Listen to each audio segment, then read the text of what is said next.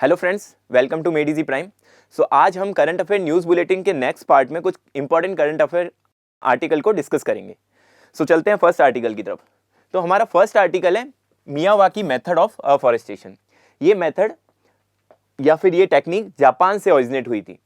सो इस मेथड के अंदर पंजाब स्टेट पुलिस ने इस मेथड के थ्रू पंजाब के अंदर फॉरेस्ट जनरेट करने का प्लान किया है और ये मेथड पहले केरला और कर्नाटका में यूज़ किया गया है और बहुत ही सक्सेसफुल रहा वहाँ पे।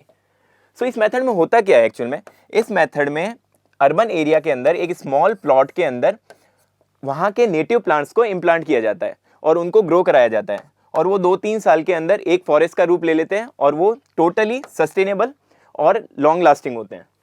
अब इनके प्रॉफिट क्या है या फिर इनके कहते हैं ना बेनिफिट्स क्या है इस मेथड के, इसके थ्रू हम एक डेंस फॉरेस्ट को जनरेट कर सकते हैं अर्बन एरियाज के अंदर।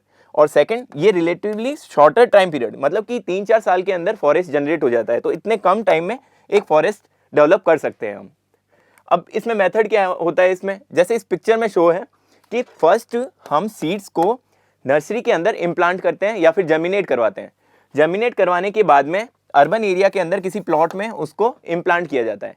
इम्प्लांट करके शेड्स के थ्रू उसकी जो सनलाइट्स हैं उनको कवर किया जाता है और लिमिट किया जाता है और वो लिमिट होने की वजह से वहाँ पे वीड ग्रोथ कम होती है। अब यही प्रोसेस 3 ईयर तक कंटिन्यू रहता है। 3 ईयर के बाद में इनको छोड़ दिया जाता है, इन पे कोई मेंटेनेंस या फिर मैनेजमेंट नहीं किया जाता है क्योंकि वो उसके बाद में एक नेचुरल फॉरेस्ट का रूप ले लेता है और यही प्रोसेस कंटिन्यू चलता रहता है। और जो नेटिव प्लांट्स होते हैं या फिर नेटिव सीड्स होते हैं जो इन प्लांट से हुए हैं वही आगे नेक्स्ट फॉरेस्ट के लिए यूज़ किया जाता है।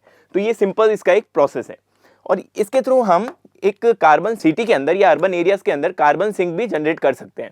उसकी वजह से पोल्यूशन को कंट्रोल करने में ये मेथड बहुत ही हेल्पफुल होगा। नेक्स्ट आर्टिकल है कोइलवार ब्रिज। कोइलवार ब्रिज क्या है? Ministry of road transport and highways ने अभी रिसेंटली इनॉग्रेट किया है। कहाँ पे? सोन रिवर पे, ठीक है, इन बिहार।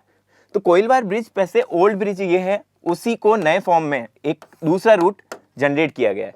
ओके, तो ये जो पुराना जो ब्रिज है, एग्जिस्टिंग ब्रिज, वो 138 ईयर पुराना है, मतलब कि 1862 में उसको इनॉग्रेट किया गया था लॉर्ड एलिगन द्वारा।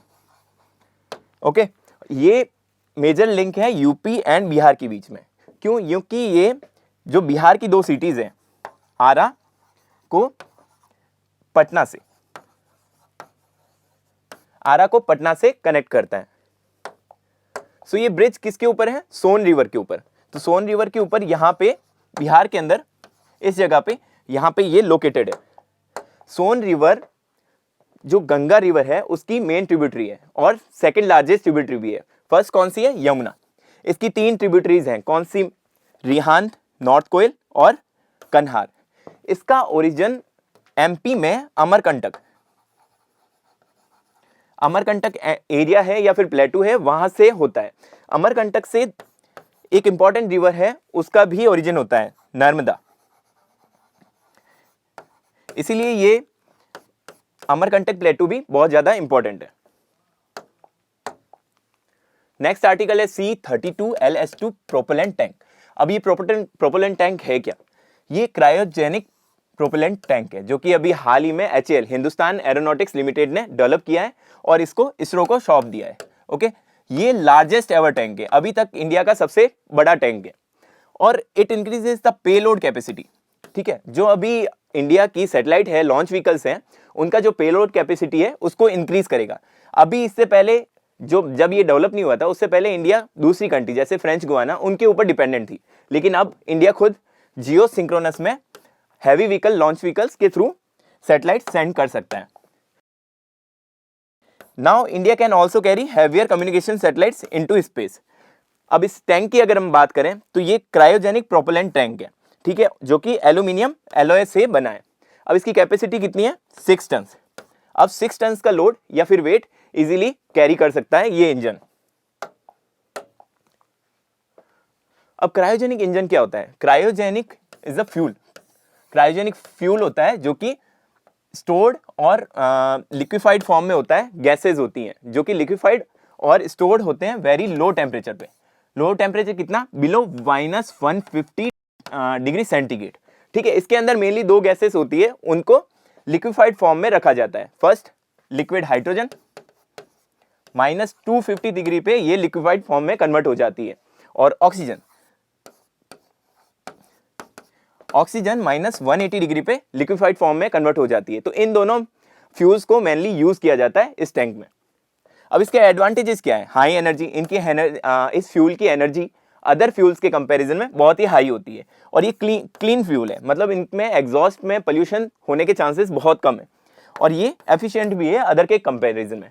और सबसे बड़ा आपको पता ही होगा, ये पेलोड कैपेसिटी बढ़ा रहा है, मतलब इसके यूज के बाद में हम कम स्पेस में ज्यादा फ्यूल को कैरी कर सकते हैं। नेक्स्ट आर्टिकल है डिजिटल वोटर आईडी कार्ड।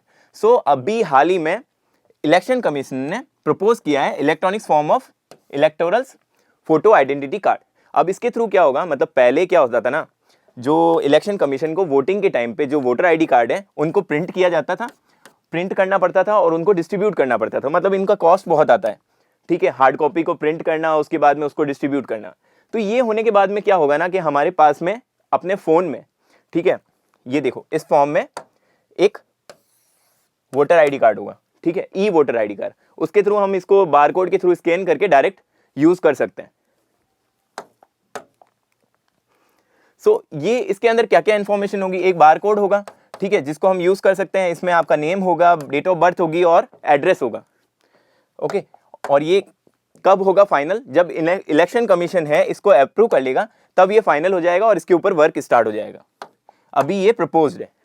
अब इसमें देखा जाए तो करंट अफेयर्स रिगार्डिंग एग्जाम में क्वेश्चंस कैसे आते हैं, एक डायरेक्टली आते हैं, डायरेक्टली जैसे किसने प्रपोज किया है ई वोटर आईडी कार्ड, तो ये इलेक्शन कमीशन ने किया है। इनडायरेक्टली कैसे, जैसे इलेक्शन कमीशन न्यूज़ में रहा, ठीक है, तो इलेक्शन कमीशन रिगार्डिंग क्वेश्चंस आ जाएंगे। तो इन क्वेश्चंस को कैसे डील करना है, इसके रिगार्डिंग हमको इलेक्शन कमीशन रिगार्डिंग कुछ इंपॉर्टेंट फैक्ट्स होते हैं वो भी याद करने पड़ते हैं।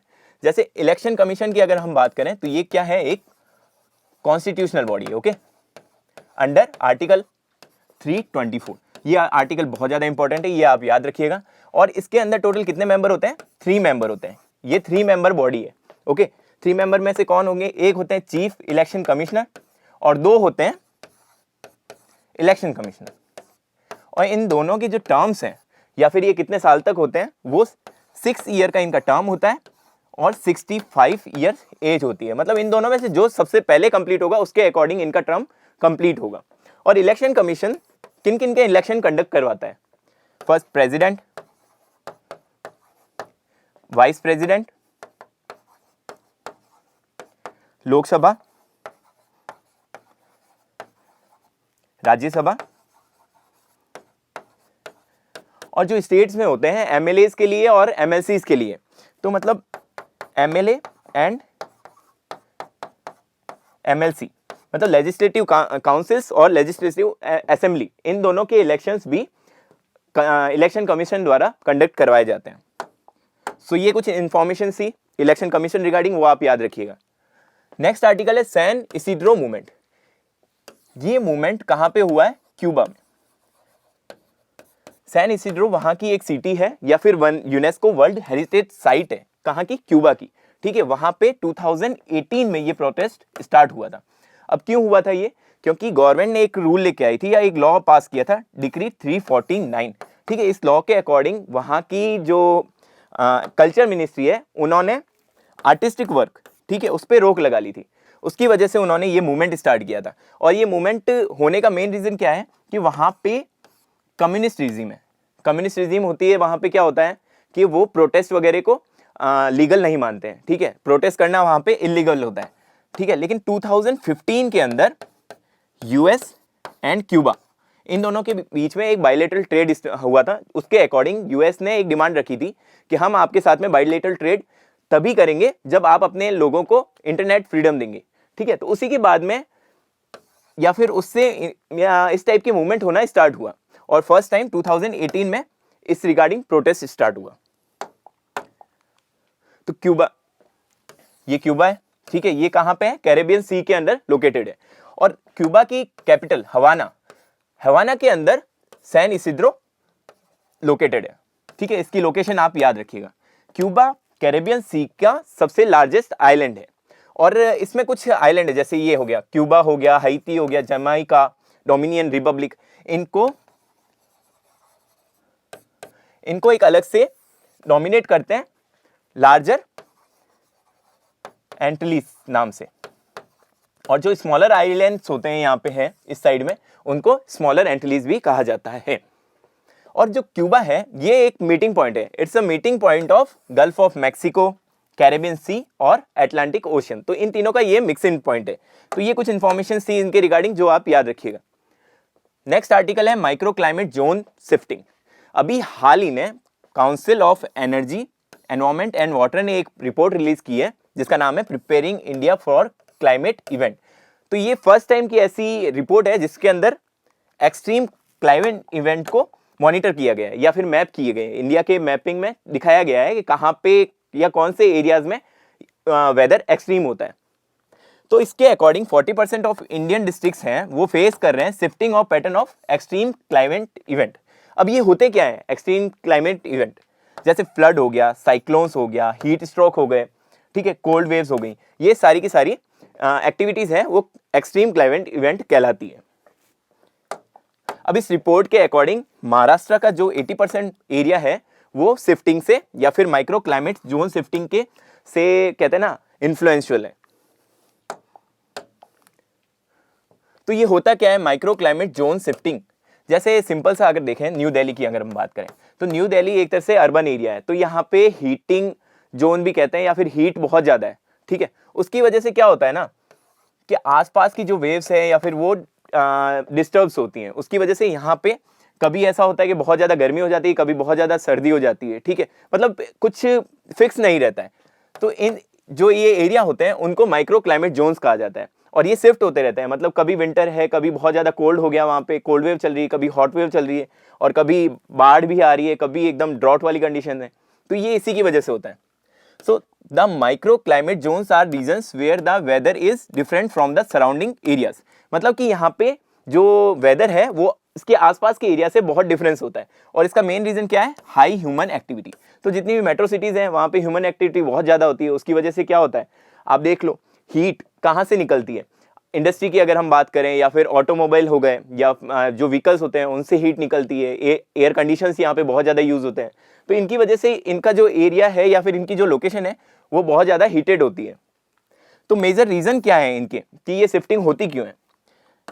सबसे मेन रीज़न है disappearing of wetland, change in land use pattern, encroachment of natural ecosystem and urban heat island. तो अर्बन हीट आइलैंड को इसका मेन रीज़न माना जाता है मेट्रो सिटीज़ में। अर्बन हीट आइलैंड होता क्या है? ठीक है, urban heat island traps heat locally and is the major cause of micro climate zone shifting. Urban heat island कब डेवलप होते हैं?